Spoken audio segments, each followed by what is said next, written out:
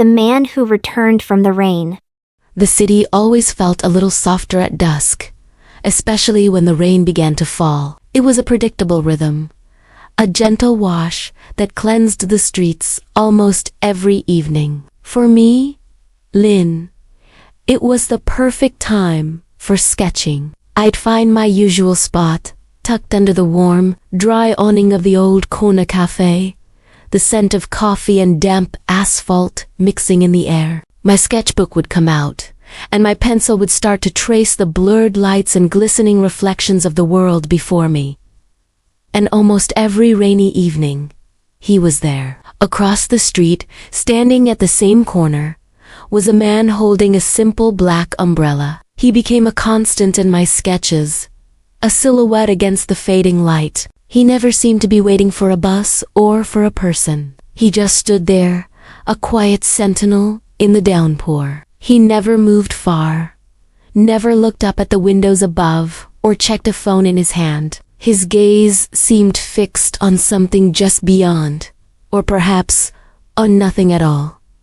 He just was. Days bled into weeks, and weeks turned into months. The seasons shifted, but the evening rain and the man with the black umbrella remained. A strange sense of comfort started to grow in me. His presence was as reliable as the rain itself. It was a silent companionship I hadn't realized I was craving. We were two strangers, sharing the same rainy evenings, separated by a street, but connected by this unspoken ritual. I wondered about his story. What was he thinking?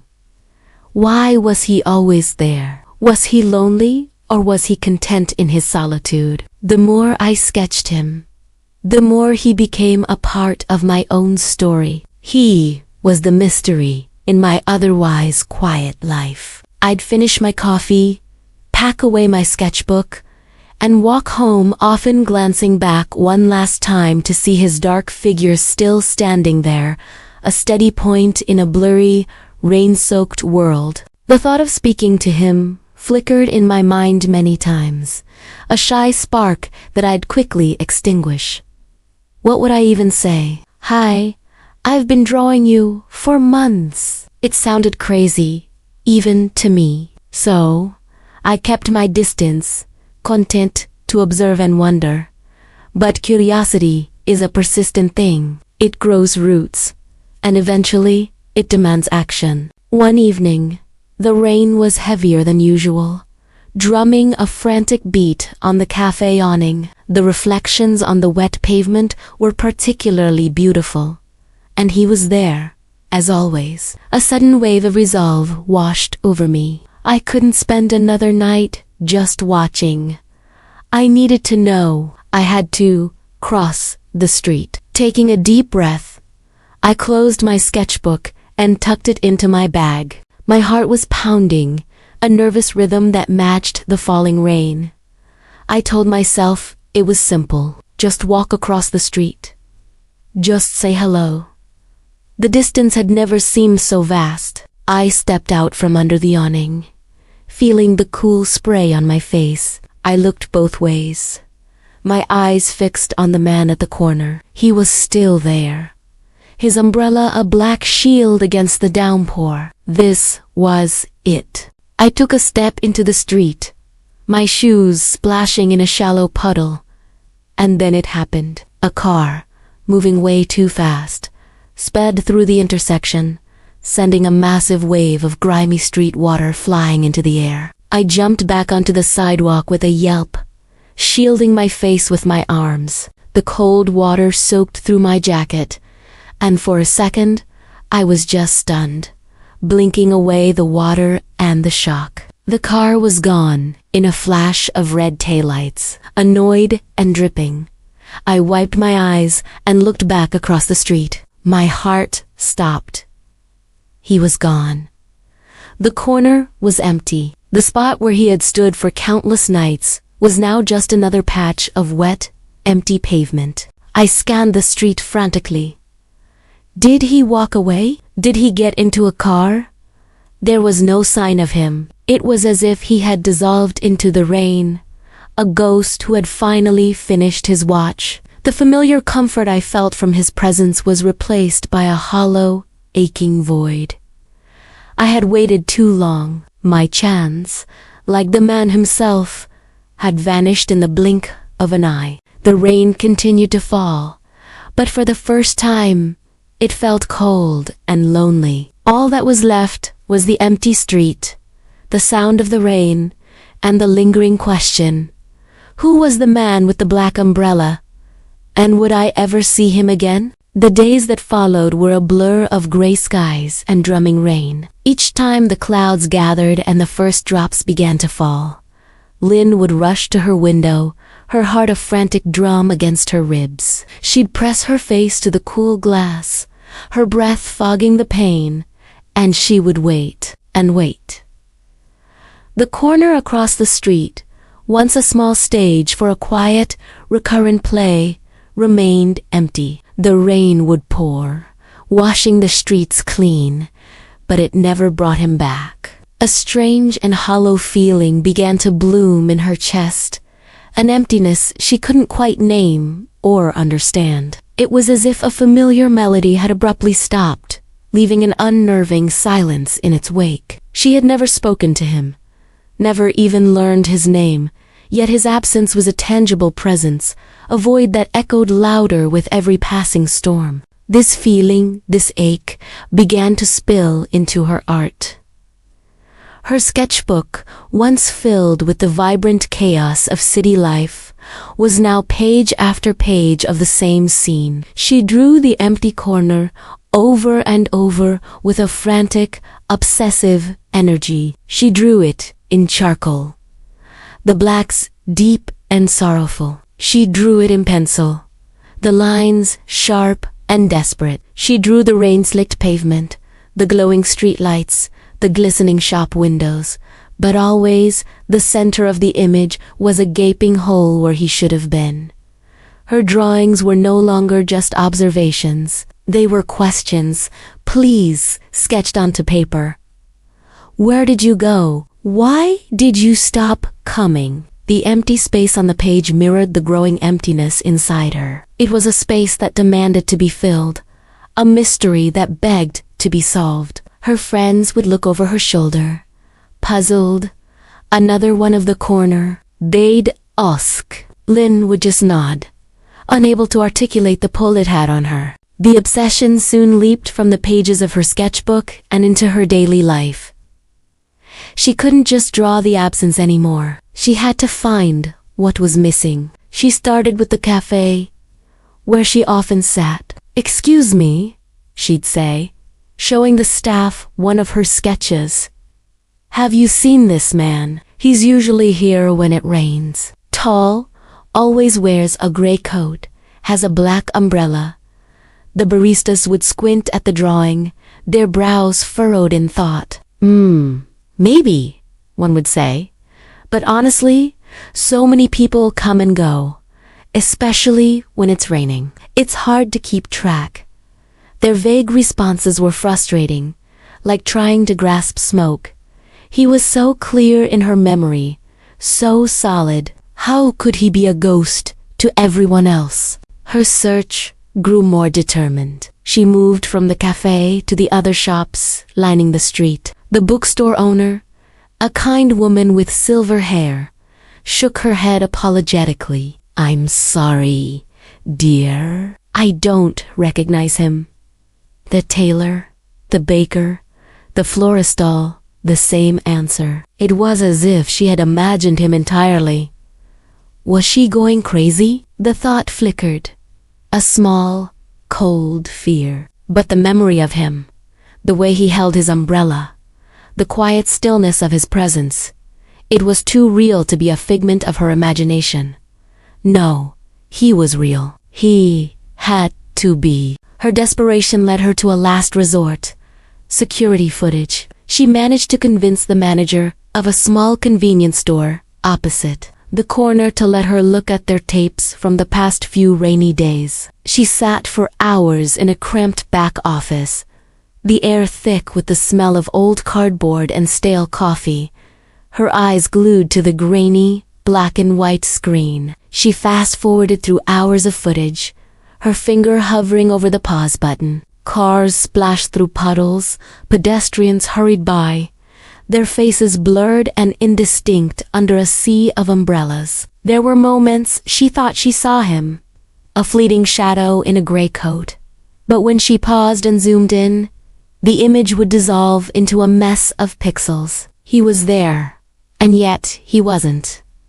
A phantom on the digital tape, as elusive as he was in real life.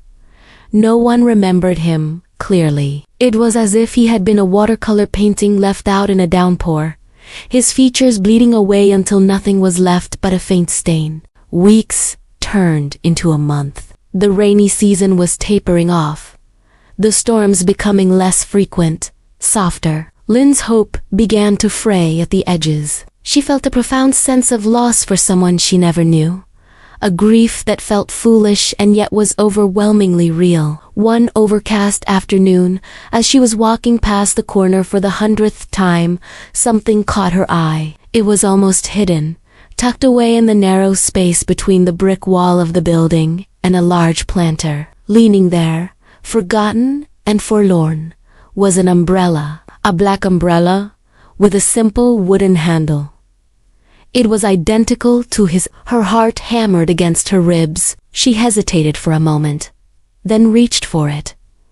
The handle was smooth and cool beneath her fingers. It felt familiar, like a memory she could hold in her hand. With trembling fingers, she opened it. The mechanism was a little stiff, as if it hadn't been used in a while. A faint, earthy scent of rain and damp fabric wafted up to greet her. She ran her hand along the inside of the canopy, her gaze tracing the metal spokes, and then she saw it. Tucked away near the handle, on the small fabric strap used to tie the umbrella closed, was a tag. On it, written in faded ink, almost completely smudged by time and moisture, was a name. It was barely legible, a ghost of a word. She held it closer, squinting, tracing the faint lines with her eyes.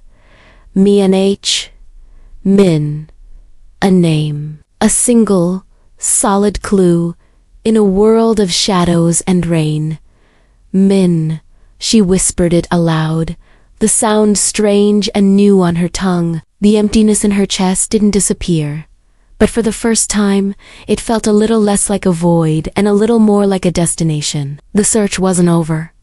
It had just begun. Thank you for watching, and if you're enjoying this story, please make sure to subscribe so you don't miss what happens next. The first place I went was the hospital, then another and another. My heart pounded a rhythm of dread against my ribs with every sterile corridor I walked down, every waiting room I sat in. I showed Min's picture to nurses, to doctors, to security guards. Have you seen this man? His name is Min. He might be hurt. The responses were a blur of sympathetic headshakes and polite I'm sorries. I spent days like that, a ghost haunting the places of sickness and despair, my own hope dwindling with every passing hour. After the hospitals yielded nothing, I turned to the shelters. The city's underbelly, a world I'd never known, became my new reality. I spoke to people on the streets, the forgotten and the overlooked. Here, a flicker of something. An old man huddled in a doorway, clutching a thin blanket, squinted at the photo. Yeah, ... I think I saw him a few weeks back. It was pouring rain. He looked lost, real lost, just wandering, like he didn't know where he was going. Another person, a woman handing out soup from a van, nodded when she saw the picture. He came by once, didn't say a word, just took the soup. His eyes ... They were empty, like he was looking right through me. He was soaked to the bone, shivering. These fragmented sightings were like breadcrumbs, leading me on a trail of confusion and sorrow. He was out there, alone, confused, My fear for his safety morphed into an agonizing ache. What had happened to him? I expanded my search, pushing out from the city center to the sprawling, forgotten suburbs. The hospitals here were smaller, quieter. I was losing steam, the constant disappointment wearing me down. My voice was hoarse from asking the same question over and over. I walked into the lobby of a small community hospital on the far edge of town, not expecting anything different. I approached the front desk, my movements automatic, my spirit defeated. I held out the now-crisp photograph to the receptionist, a kind-eyed woman with silver hair. I started my usual spiel. "Excuse me, I'm looking for this man, double quotes, but my voice trailed off as she took the photo and her eyes widened, not with the usual polite confusion, but with recognition, a spark of it. "Wait a minute," she said, her brow furrowed in concentration. "He looks, familiar." She typed something into her computer, her fingers clicking softly on the keyboard. "We had a John Doe admitted about 2 months ago. A hit and run. He had no ID, nothing on him. He's been here ever since." My blood ran cold. 2 months. He'd been in an accident 2 months ago. My mind raced, trying to piece it all together. The timing, It was just after he disappeared. The receptionist made a quick call. My heart was a wild drum in my chest, so loud I was sure she could hear it. "Yes," she said, hanging up the phone and looking at me with a gentle, pitying expression. "He's here. Room 304. But you should know, he has amnesia. He doesn't remember anything. I don't remember the elevator ride up to the 3rd floor. I don't remember the walk down the hallway. My entire world had narrowed to the number on a door.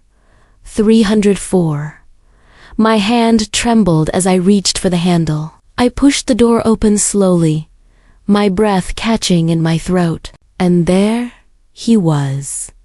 He was sitting in a chair by the window, staring out at the gray sky. He was thinner. His hair was a little longer, but it was him. It was Min.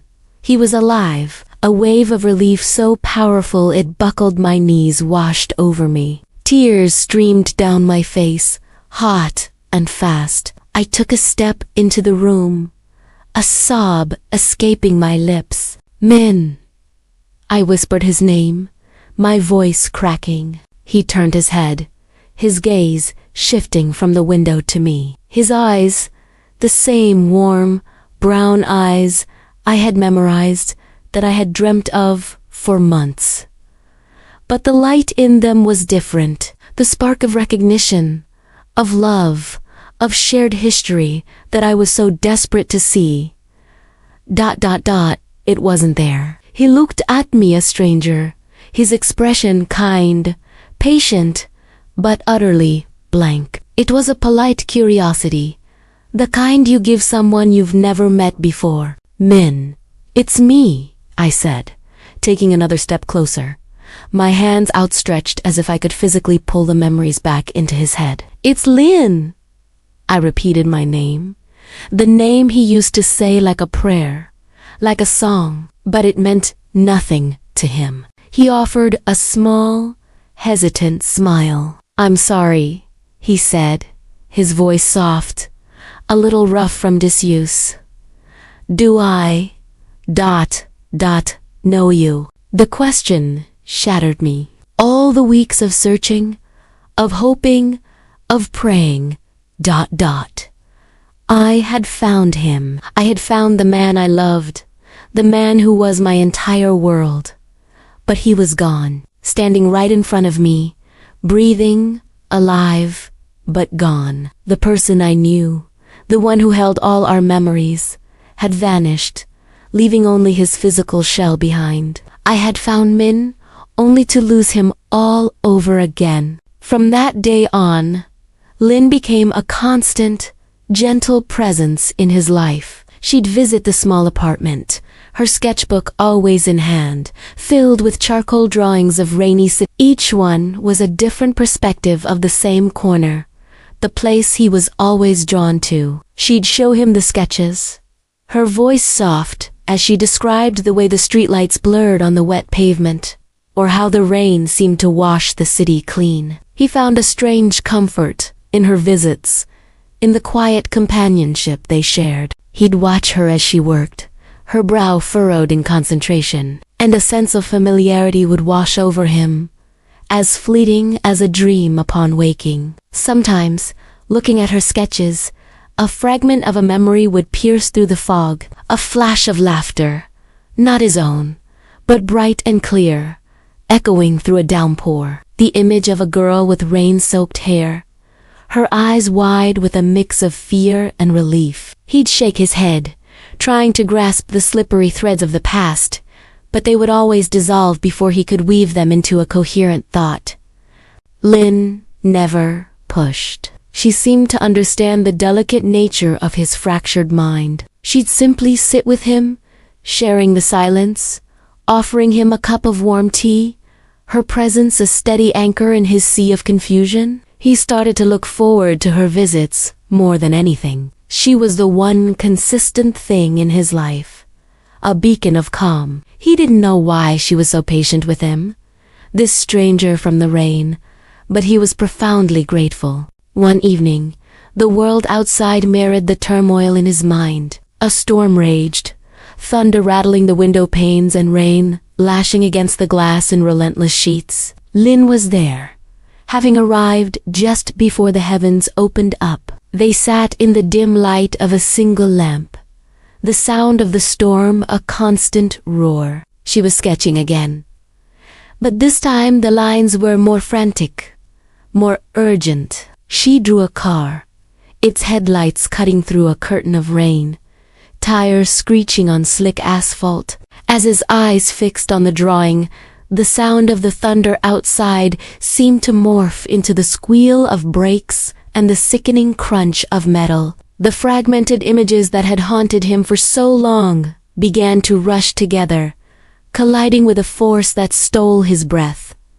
The laughter, the rain-soaked hair, the wide, terrified eyes. It was her. It was Lynn. The memory exploded in his mind, vivid and painfully clear. Years ago, on a night just like this, he had been walking home. He saw her much younger.